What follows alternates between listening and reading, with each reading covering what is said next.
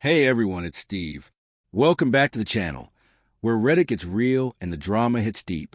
If you're into jaw-dropping stories and the internet's wildest confessions, you're in the right place. Hit that subscribe button if you enjoy the ride. My friend's new girlfriend told me to stop hanging out with him because I'm too pretty. So let me start by saying I've been best friends with Ryan, not his real name, since college.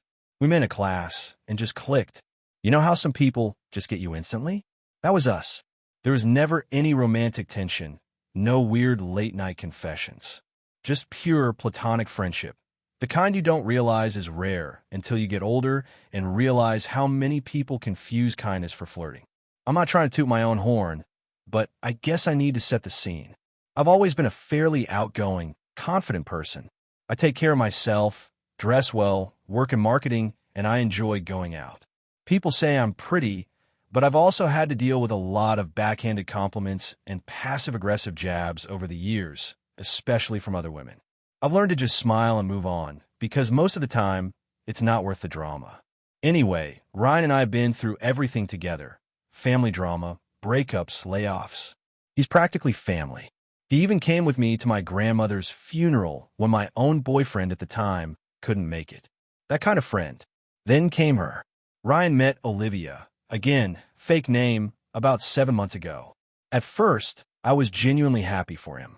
He's had a few girlfriends over the years, some great, some not so great, but I've always stayed in my lane. I didn't get overly involved in his dating life unless he asked. He mentioned Olivia casually at first. This girl I met at the climbing gym. Then she started popping up more and more. He brought her to group hangs, game nights, trivia. She was beautiful, long dark hair, perfect makeup, that kind of Instagram flawless vibe, but right away, something fell off. At first, I chalked it up to her being shy.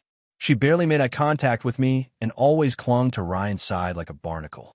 When I tried to include her in conversations or ask her questions about herself, her answers were clipped and guarded. Still, I gave her the benefit of the doubt. Not everyone is a social butterfly, right? Until I overheard her say something that made my stomach drop. It was maybe the third or fourth time we'd all hung out, Ryan, Olivia, me, and a couple of our mutual friends. We were at a rooftop bar, casual drinks and food. Ryan stepped away to grab drinks, and Olivia didn't realize I was standing just behind her, talking to someone.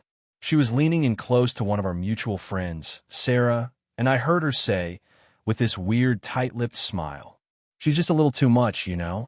I mean, look at her. Who wears heels to a rooftop bar? Like, we get it. You're pretty." Sarah looked super uncomfortable and quickly changed the subject.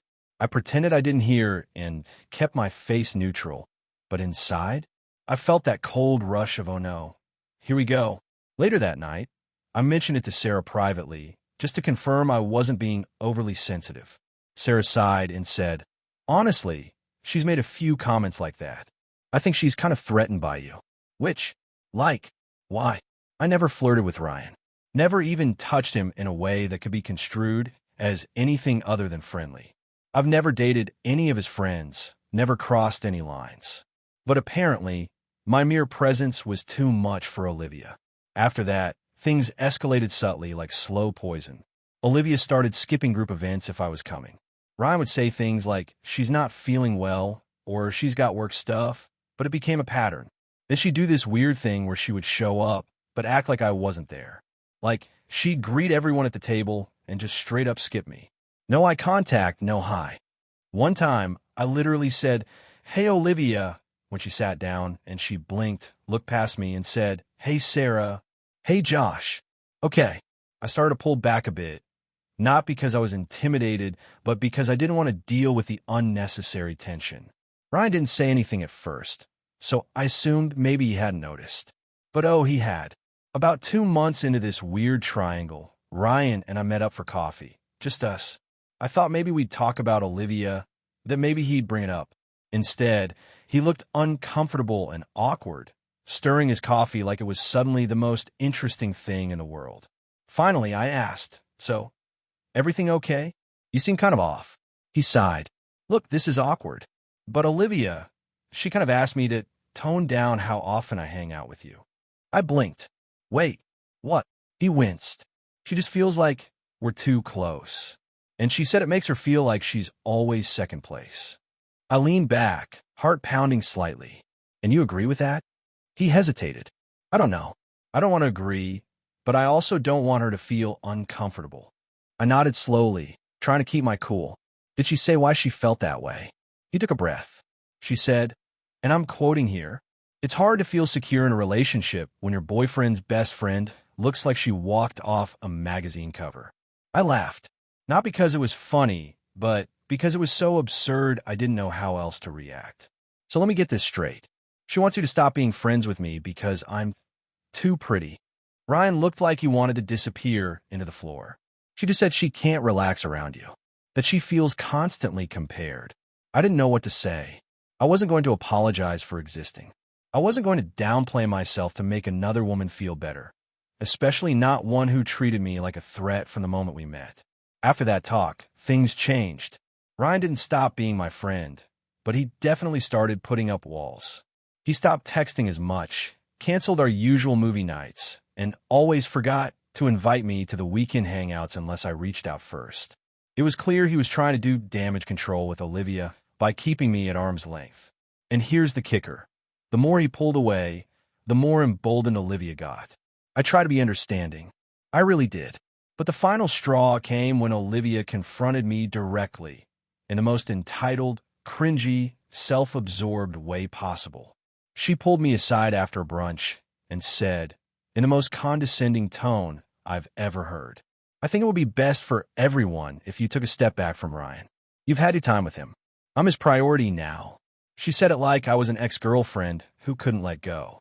But I'm not. I never was. Let's rewind to the brunch. It was a casual Sunday thing, mimosas, overpriced avocado toast, people slightly hungover but pretending to be classy.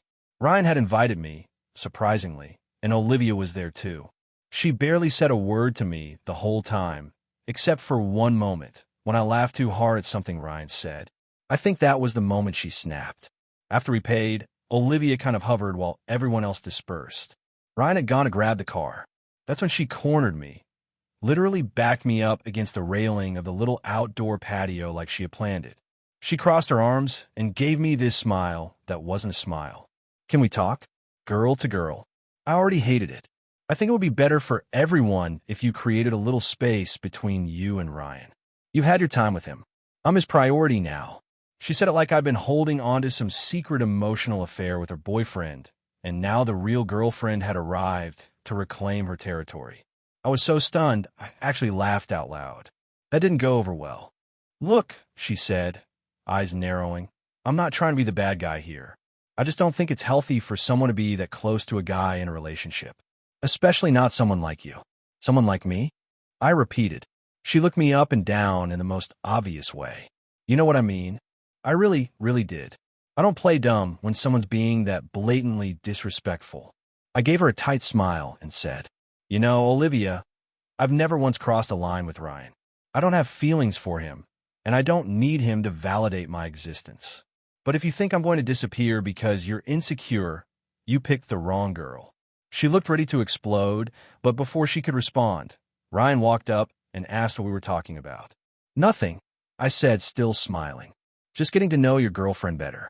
I turned and walked away before either of them could say anything else. Update. What I didn't expect was what came next. Over the next few weeks, I started getting odd texts from mutual friends. Things like, "Hey, are you okay? Just wondering why you and Ryan aren't talking much lately. Someone said you had feelings for him? That true? Olivia told me you two had a thing in the past. Is that real? What the hell?" I called Sarah, one of my closest friends in the group, and asked what was going on.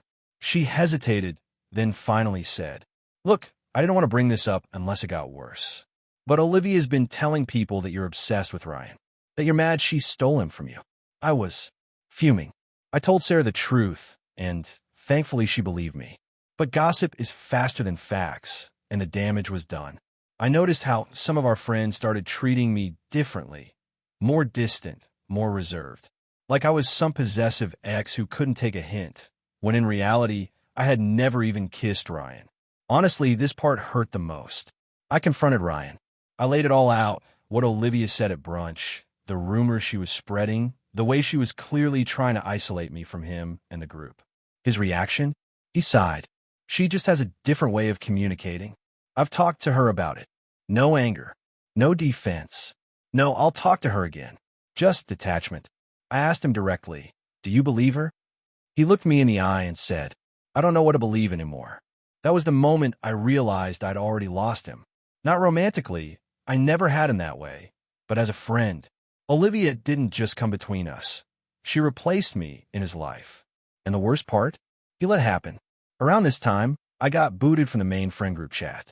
We had it for years, used it to plan birthdays, movie nights, random memes. One day, I went to check it and gone. No warning. No. Hey, we're starting a new thread. Just erased. I messaged Sarah privately. Did you guys make a new chat or something? She sent a long message back. Yeah, it was Olivia's idea. She said it was weird that you were still in it since you don't come to things anymore. I didn't know what to say. I'm sorry. Let me be clear. I hadn't been coming to things because I wasn't being invited. Olivia had slowly infected the group dynamic like a virus. And the worst part was how normal everyone acted about it. Like I was the one being dramatic. I tried so hard to be mature, to take the high road, to believe Ryan would eventually come to his senses. But then I found out what Olivia did at Ryan's birthday. She threw him a surprise party at her place. Invited all our mutual friends. I wasn't invited. Sarah told me about it afterward and said, honestly, it was so weird without you there. A bunch of people even asked where you were. And guess what Olivia said? Oh, she and Ryan had a falling out. It's too awkward now. She chose to step away. I chose? No. I was pushed out. Exiled. Systematically removed from one of the longest friendships of my life because his insecure girlfriend couldn't stand the idea of him having a close female friend who didn't look like wallpaper. A week after the party, I ran into Ryan by accident, at a bookstore of all places. We hadn't spoken in almost a month. He looked surprised to see me. I asked if he had time to talk. We sat on a bench outside, and I let it all out. You let her turn you into someone I don't even recognize. You've known me for 10 years. You know I never wanted anything from you. But you let her paint me like a villain, and you stood there while she did it. He didn't interrupt. He just sat there, looking embarrassed. Finally, he said, I didn't know what to do. So he did nothing. I told him, that was your decision. Doing nothing. And then I walked away. I haven't spoken to Ryan since. Sarah and a few other friends still talk to me privately, and some have even admitted they feel weird about how things went down. But no one stood up to Olivia. No one called out the manipulation. It's like they're all just waiting for the storm to pass, or for Olivia to turn on someone else. And maybe she will, but not me. Not anymore. Here is the next update. After weeks of silence, I got an unexpected message from Ryan. Hey, I know things have been weird. I want to clear the air. Are you free to meet? My heart flipped. Part of me wanted to say no and never look back. Another part was desperate to salvage what was left of our friendship. I agreed. We met at the coffee shop near our old college campus, the place we used to hang out all the time. Ryan looked tired, worn down, like he'd been carrying a heavy weight and was ready to put it down. He started talking about Olivia. Turns out, Olivia wasn't the perfect girlfriend she pretended to be. She's complicated, Ryan said. I didn't see it at first, but she's been lying about a lot. About me. About you. About the group. He went on to say that Olivia had been caught texting other guys behind his back, spreading rumors about him to boost her own social status, and even lying to mutual friends to isolate him. I should have listened to you, he admitted. I was blinded. That broke my heart. It made me angry all at once.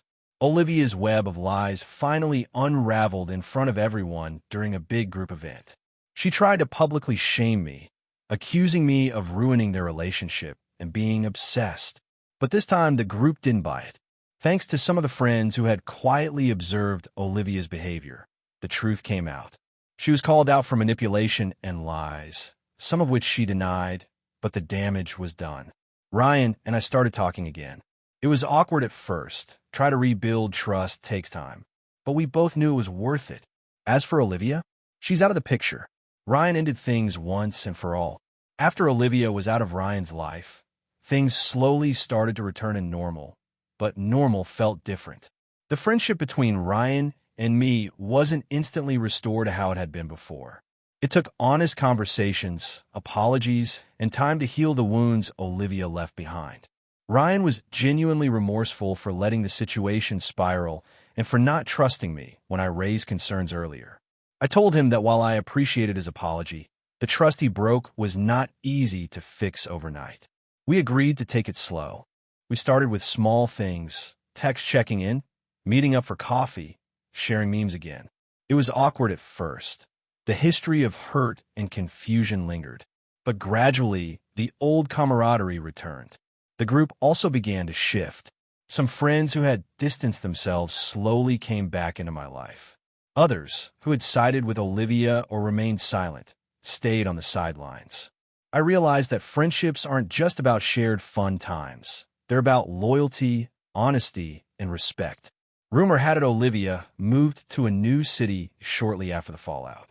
Some friends said she was already trying to rebuild her social circle, spinning her own versions of what happened.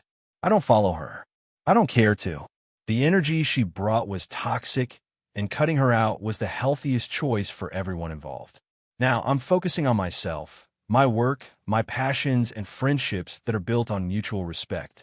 Ryan and I have rekindled our friendship, though it's stronger because we've been honest about what we expect from each other.